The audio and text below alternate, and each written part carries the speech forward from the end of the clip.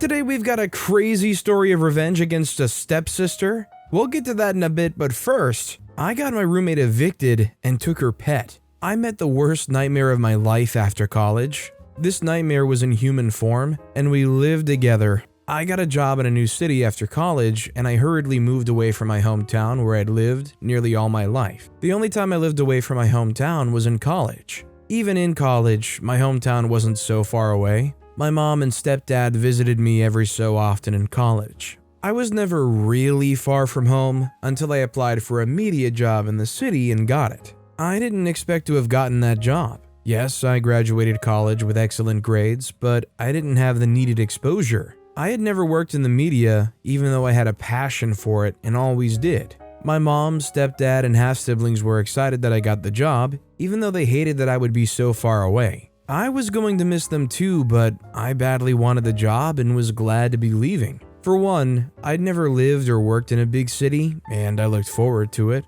Secondly, my stepdad worked really hard to pay for my college tuition, and I wanted to make enough money so I could repay him by putting as much as I could into my siblings' college fund. My stepdad deserved that. I didn't have a good relationship with my dad, but my stepdad had been the only dad I ever knew. He was there for me in every way a father could be there for his child, and I adored him for it. I was going to find an apartment before moving to the city, but a friend from college invited me to move in with her at her parents' house. Her parents lived in the suburbs, and even though it was a bit farther than where she worked in the city, it was better than living in hotels until I could find a place. I thanked her and moved in with them. It was a small house, but everyone minded their business and respected the space of one another. I stayed with my friend in her bedroom and slept on a makeshift bed while I looked for an apartment. It was certainly a lot harder to rent a place in the city than it was back in my hometown. I remember crying one day as I rode the bus to work,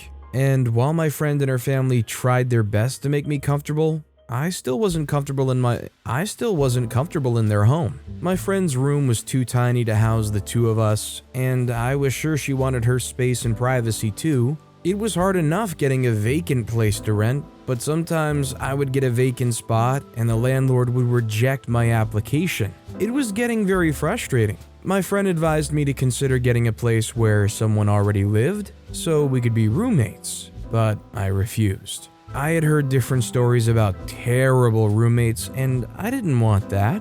All through college, I lived with my cousin and we had a fantastic time living together since we grew up together anyway. Her mom worked out of the home and would bring her over to my house where my mom would watch us both. My mom had always been a stay-at-home mom. My friend suggested many times to find someone who already had a house and needed a roommate. It was the only way to get decent housing at an affordable price. Eventually, I agreed with my friend's suggestion and was on the lookout for someone who needed a roommate. I didn't want a total stranger, so I talked to coworkers and asked them to please let me know if they knew anyone who was looking for a roommate. Luck smiled at me, or so I thought, when one day I was at an art exhibition and I met an artist, a young woman who was just about my age. She looked like the stereotypical artist. She was wearing a pair of very baggy jeans, a big white shirt that was stained with some sort of paint used for drawing. I learned later on that it was deliberate. Her shirt was tucked in the jeans, and she wore gray-collared sneakers.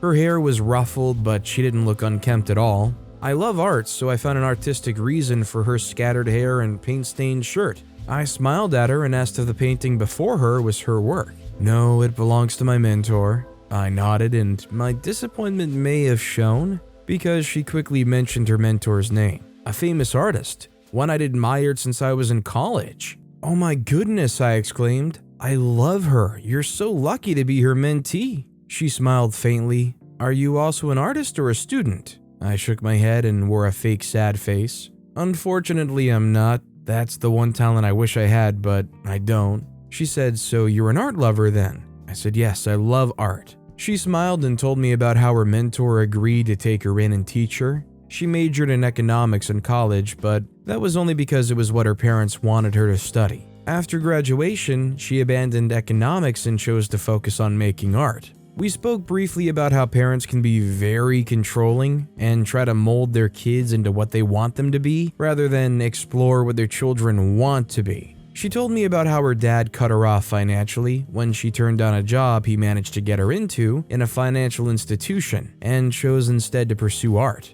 I felt bad for her and revealed to her how my stepdad was disappointed when I told him I wouldn't be pursuing a career in law. He was disappointed, but he supported me when I chose media and communications instead. I felt bad for her. I knew how far the support from my stepdad and mom had gotten me. We were still talking when a large, gray-haired man called out to her. She shot me an apologetic look and walked up to the large man. I remember thinking, wow, that has to be the deepest conversation I've had with anyone since I came to the city. That was true. The city was way too different from my hometown. Everyone moved differently and they moved fast too. Even at work, there was hardly any time to connect with my coworkers. Everyone had somewhere to go and something to do. People hardly ever even just chat about the weather. It was refreshing to meet someone who could just chat freely. It reminded me of home, and I kept looking around for her so that I could take her number later. I was sure that I wanted to be friends with her.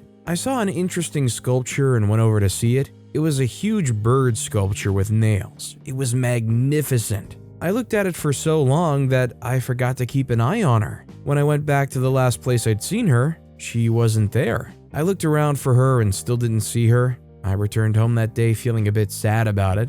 The friend I lived with was on a work trip, so when she returned, I mentioned the girl I met at the art gallery to her and admitted to her that I felt bad about not seeing her again before leaving. Why not look for her at her mentor's art gallery, my friend offered. My face lit up, and I was surprised that I hadn't even thought of that. That's a great idea, I beamed. My friend rolled her eyes. I don't think you were this excited about me when we met. I laughed and hugged her. That night, I decided to go to the art gallery on a Thursday, but I wondered if it was a good idea. What if she didn't want to see me? What if she didn't even think about me after that day? When I shared my worries with my friend, she rolled her eyes and laughed at me. Hey, why are you overthinking this? You're not going to ask her out, are you? She laughed again. That Thursday, I went to the art gallery to see if I could find her. She was right at the entrance, arranging small bottles of paint. Hey, she called out to me as soon as she saw me. I told her I had wanted to get her contact the last time we saw each other, but I forgot to.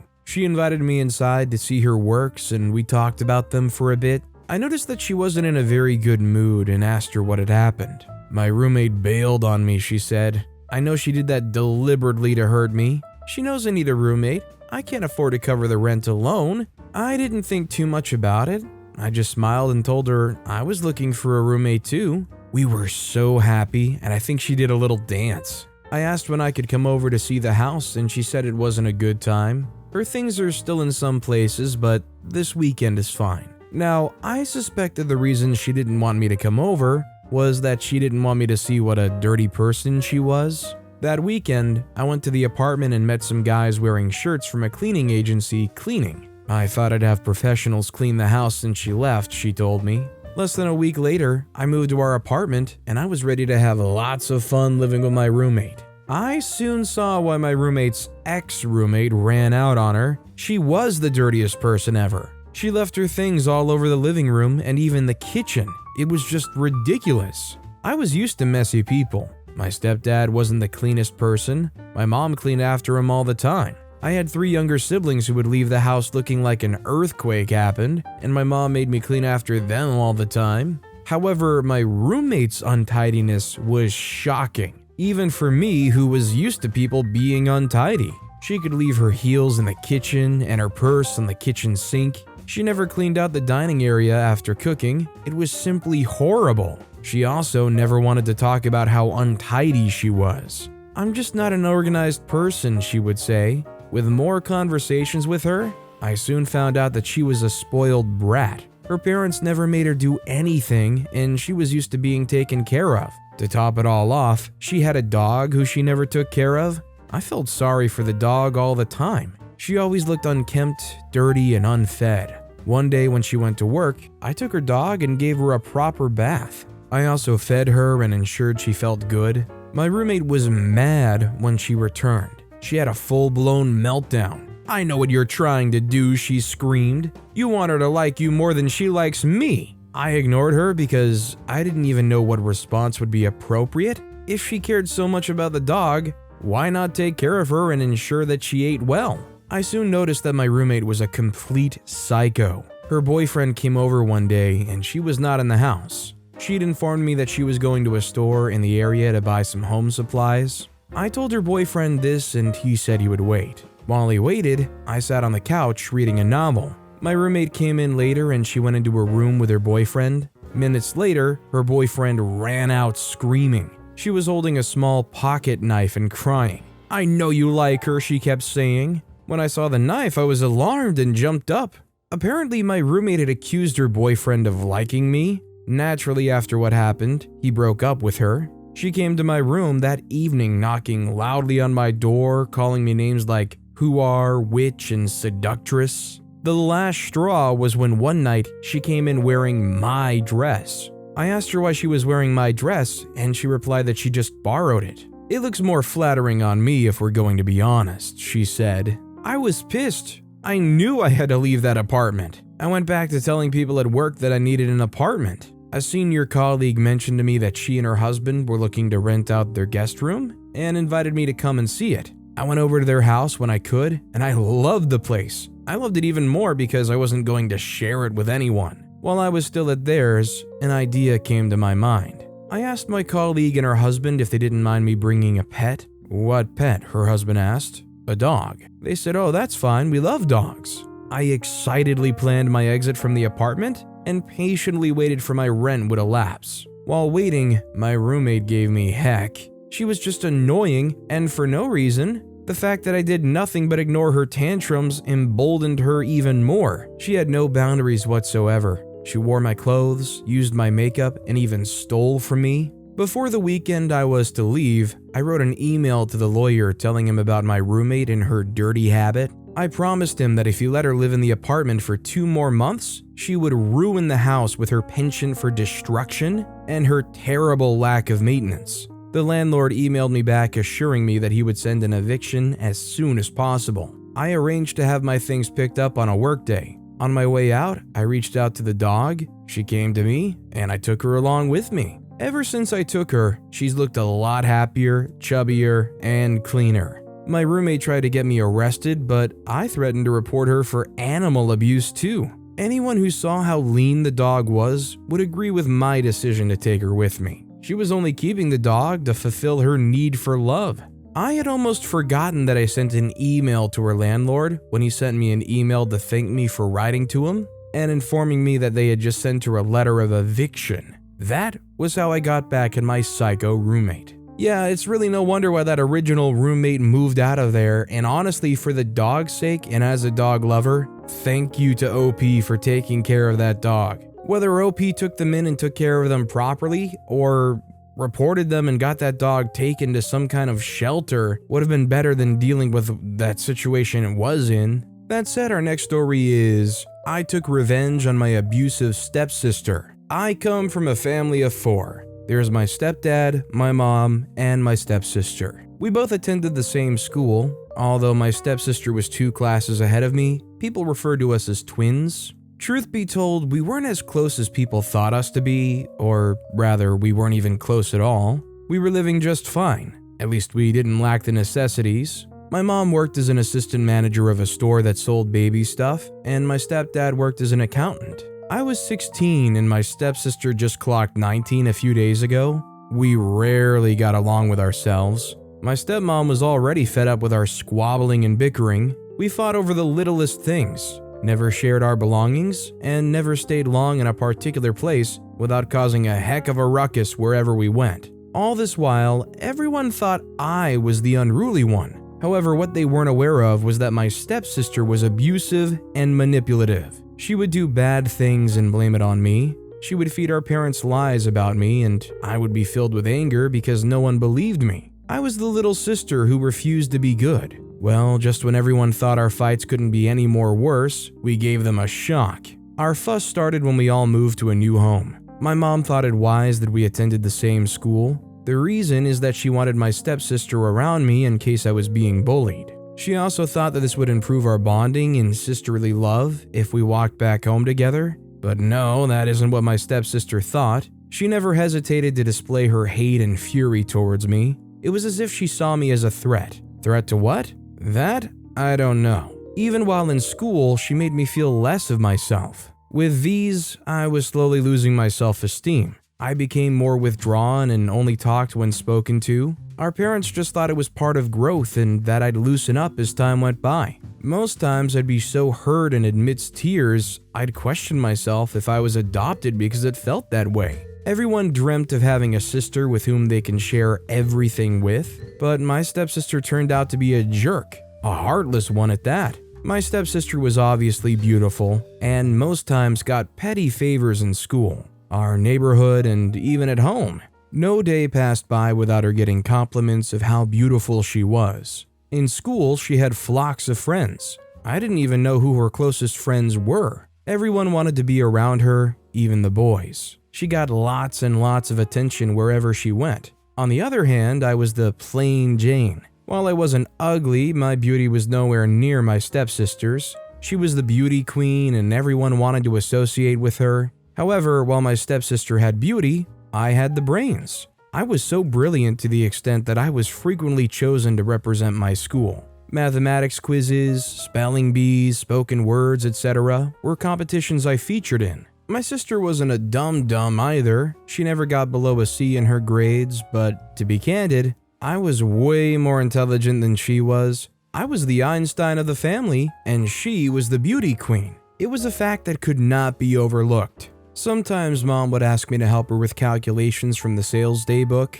Back at home, my sister never allowed me into her room. She always cheated me while sharing things. She was also manipulative. Each time I reported to our stepdad or mom, she always made the scolding eventually fall on me. As time went on, I decided to stop talking to our parents and decided to keep things to myself and swallow all of the insults and the abuse. Every day before she went to her store, Mom would assign chores to the both of us, but she would never do hers at all. She would threaten me and make me do all of her chores for her. At the end of the day, I would look exhausted and burnt out. What's worse? I wouldn't even get a thank you from her. She would make it look like it was my job to do all of the chores. Furthermore, while our parents were out, she would invite her boyfriend over and they would make out and do all sorts of crazy stuff. They would consume large amounts of groceries and she would make me take the fall for it. What can I do? I was the timid little sister and I couldn't muster up the courage to stand up to my stepsister. While she was merely 2 years older, it felt like there was a great gulf in our mentalities and our social skills. While she wasn't my match in academics, she totally outclassed me when it came to other skills.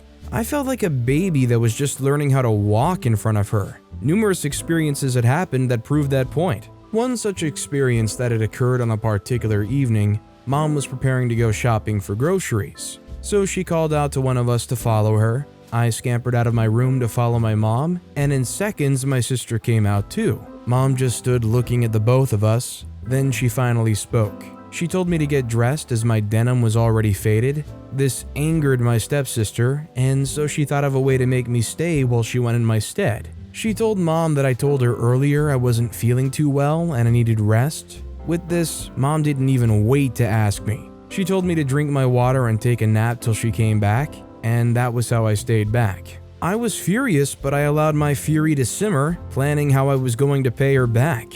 Another time, I was planning a science project with my friends, and we agreed to put in a certain amount of money. Therefore, I decided to get a piggy bank to save up the cause. I was excited and everyone could see the excitement on my face. I proceeded to save a bit of my stipend every day for my science project. I couldn't let my teammates down. Little did I know that my stepsister was watching my every move and she had a devious plan in her heart. I continued to save happily, waiting for the day I would use the money for my science project. 2 weeks before the science project was due, I'd already gotten the needed amount, hoping for that long-awaited day to come. Little did I know that my older sister had been stealing my savings. Unknowingly to me, as I went to my piggy bank to take a little sum of my money to buy what I'd been saving up for, I found the box half empty. My heart skipped a bit as thoughts began to flood into my head. For a moment, I went blank and was short of words. Almost immediately, I came back to my consciousness and I ran towards her room.